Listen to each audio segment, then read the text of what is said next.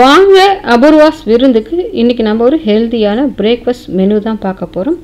என்னென்னு பார்த்தீங்கன்னா சிறுதானியத்தில் வரகரிசி பொங்கல், அது கூடவே அதுக்கு பொருத்தமாக குறைவான தேங்காவில் நல்லா சுவையான தேங்காய் சட்னி. இது ரெண்டும் தான் நம்ம இன்றைக்கி எப்படி பண்ணுறதுன்னு பார்க்க போகிறோம்.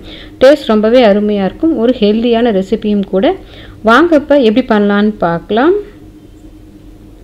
பொங்கல் பண்ணுறதுக்கு ஃபஸ்ட்டு அடுப்பில் குக்கர் வச்சுட்டு அதில் மெஷரிங் கப்பால் 3/4 கப் அளவுக்கு வரகரிசி எடுத்திருக்கேன். நமக்கு அரிசி கடைகள்லாம் கேட்டிங்கன்னா கிடைக்கும், இந்த மாதிரி இருக்கும் வரகரிசி. இப்போ அதில் நான் 3/4 கப் அளவுக்கு எடுத்திருக்கேன். அந்த மீதமுள்ள 1/4 கப்புக்கு மட்டும் பாசிப்பருப்பு சேர்த்துருக்கேன். நீங்கள் பார்த்தீங்கன்னா ஜாஸ்தி பாசிப்பருப்பு பாதிக்கு பாதி சேர்த்திங்கன்னா சாப்பிடும்போது திகட்டுற மாதிரி இருக்கும்.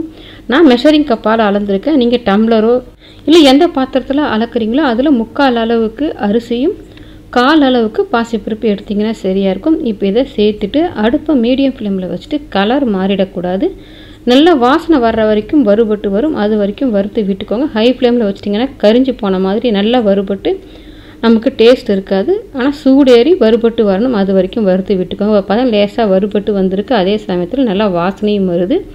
இப்போ நம்ம அடுப்பை ஆஃப் பண்ணிவிட்டு இப்போ இந்த அரிசியை ஒரு 2-3 தண்ணி போட்டு கழுவிட்டு எடுத்துக்கலாம். இப்போ நான் அரிசியும் பருப்பையும் நல்லா கழுவிட்டு எடுத்துகிட்டு வந்திருக்கேன்.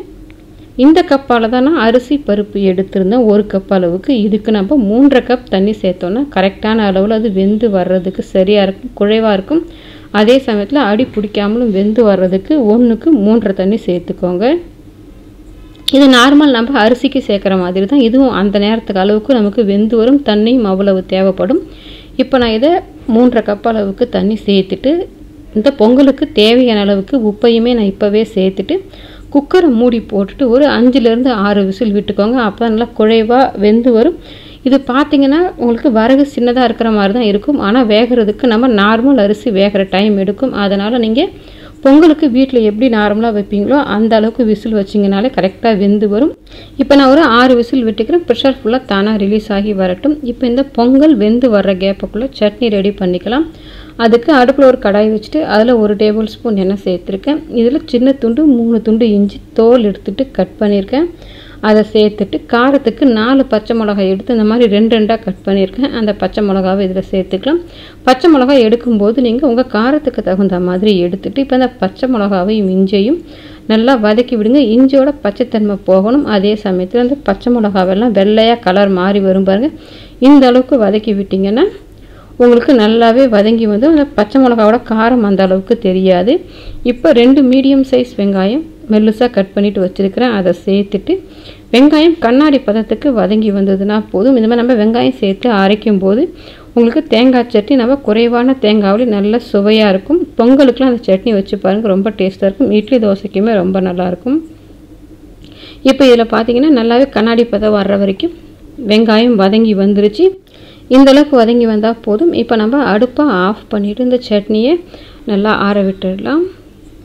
இப்போ வதக்கி ஆற வச்சுருந்த சட்னியை நான் மிக்ஸி கப்பில் போட்டு வச்சுருக்கேன். அது கூடவே ஒரு 1/4 மூடி அளவுக்கு தேங்காவை பல்லாக எடுத்துருக்கேன், அதை சேர்த்துட்டு அது கூட சட்னிக்கு ஒரு 1/4 கப் அளவுக்கு பொட்டுக்கடலை சேர்த்துக்கிறேன். இதில் நான் தேவையான அளவுக்கு எடுத்துருக்கேன். நீங்கள் சட்னி எந்த அளவுக்கு தேவையோ அதுக்கு தகுந்த மாதிரி எல்லா பொருளும் சேர்த்துக்கோங்க.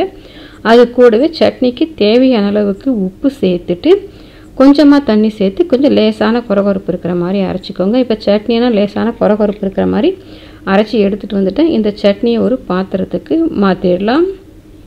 இப்போ சட்னியை பாத்திரத்துக்கு மாற்றிட்டு அது கூடவே மிக்ஸி கப் அலசிட்டு கொஞ்சமாக தண்ணி சேர்த்துருக்கேன். தண்ணி அதிகம் சேர்க்காதீங்க, பொங்கலுக்கெல்லாம் சட்னி கொஞ்சம் கட்டியாக இருந்ததுன்னா நமக்கு சாப்பிட்றதுக்கு நல்லா டேஸ்ட்டாக இருக்கும். அதனால் நான் கொஞ்சம் குறைவாக தான் சேர்த்துருக்கேன். இப்போ இதை நம்ம நல்லா கலந்து விட்டுடலாம். இப்போ பார்த்தீங்கன்னா சட்னி பாருங்கள், இந்த அளவுக்கு நான் கட்டியாக வச்சுருக்கேன். ரொம்ப தண்ணியாகவும் அதே சமயத்தில் ரொம்ப கட்டியாகவும் இல்லாமல் வச்சுருக்கேன். இப்போ இதுக்கு தாளிப்பு பார்த்தீங்கன்னா கடுகு, உளுத்தம்பருப்பு, கொஞ்சமாக பெருங்காயத்தூள், 1 கொத்து கருவேப்பிலை சேர்த்துட்டு வதக்கியிருக்கேன். இப்போ இந்த சட்னியை சேர்த்துட்டு நம்ம நல்லா கலந்து விட்டுடலாம். நமக்கு நல்ல சுவையான தேங்காய் சட்னி ரெடி ஆகிடுச்சு.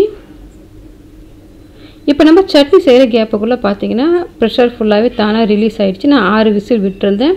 இப்போ நம்ம குக்கர் ஓப்பன் பண்ணி உங்களுக்கு பார்க்கும்போதே தெரியும் நல்லா குழைவாக வெந்து இருக்குது. அதே சமயத்தில் பாருங்கள் அடியும் பிடிக்கல, தண்ணி கரெக்டான அளவில் இருக்குது.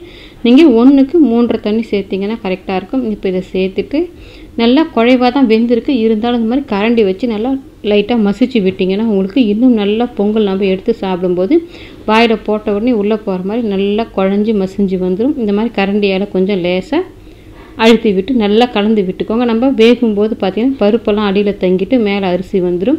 இப்போ பார்த்தா நல்லா கலந்து விட்டுட்டு உங்களுக்கு பார்க்கும்போதே தெரியும் நல்லா குழஞ்சி வந்துடுச்சு பாருங்கள். இப்போ நம்ம பொங்கலுக்கு தாளிப்பு ரெடி பண்ணிக்கலாம்.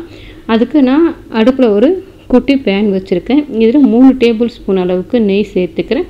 நான் கொஞ்சம் குறைவான அளவில் தான் நெய் சேர்த்துருக்கேன். நீங்கள் விருப்பப்பட்டீங்கன்னா இன்னும் சேர்க்கறதுனாலும் சேர்த்துக்கலாம். சில பேர் பாதி எண்ணெய் சேர்ப்பாங்க, அந்த மாதிரி சேர்த்து தாளிக்கிறதுனாலும் தாளிச்சிக்கலாம். நெய் காஞ்சிட்ட பிறகு பார்த்தீங்கன்னா இதில் நான் 1.5 டீஸ்பூன் மிளகு 1 டீஸ்பூன் சீரகம் சேர்த்துருந்து அந்த வீடியோ மிஸ் ஆகிடுச்சு. இப்போ இந்த மிளகு சீரகம் நல்லா பொரிஞ்சிடுச்சு. இது கூடவே கொஞ்சமாக பெருங்காயத்தூள், நான் ஒரு 10-15 முந்திரி இருக்கும் 2 உடச்சிட்டு வச்சுருக்கிறேன். அதை சேர்த்துட்டு நம்ம நல்லா இந்த முந்திரியை கோல்டன் கலரில் வர்ற வரைக்கும் ஃப்ரை பண்ணி விட்டுக்கோங்க. முந்திரி உங்களுக்கு எந்த அளவுக்கு தேவையோ அதுக்கு தகுந்த மாதிரி நீங்கள் முந்திரி சேர்த்துக்கலாம். கூட்டவோ குறைக்கவோ செஞ்சுக்கோங்க. இப்போ இதில் ஒரு சின்ன துண்டு இஞ்சி பொடியை கட் பண்ணிவிட்டு வச்சுருக்கேன். ஒரே ஒரு பச்சை மிளகாவும் பொடியை கட் பண்ணியிருக்கேன். நீங்கள் நிறைய பேர் நினைப்பீங்க பொங்கலுக்கு பச்சை மிளகாவான்ட்டு. இது மாதிரி பச்சை மிளகா ஒன்று பொடியை கட் பண்ணிவிட்டு தாளித்து பாருங்கள். டேஸ்ட்டு வாசனை ரெண்டுமே ரொம்ப நல்லாயிருக்கும். இப்போ அது கூடவே ஒரு கொத்து கருவேப்பிலை சேர்த்துட்டு நல்லா கலந்து விட்டுடலாம். அந்த இஞ்சி பச்சை மிளகாவோட பச்சைத்தன்மை போகிற வரைக்கும் வதக்கி விடுங்க. இப்போ நமக்கு பொங்கலுக்கான தாளிப்பு பார்த்தா எல்லாமே பொரிஞ்சு ரெடி ஆகிடுச்சு. இப்போ இந்த தாளிப்பை நம்ம வேக வச்சு மசிச்சு வச்சுருக்கிற பொங்கலில் சேர்த்துடலாம்.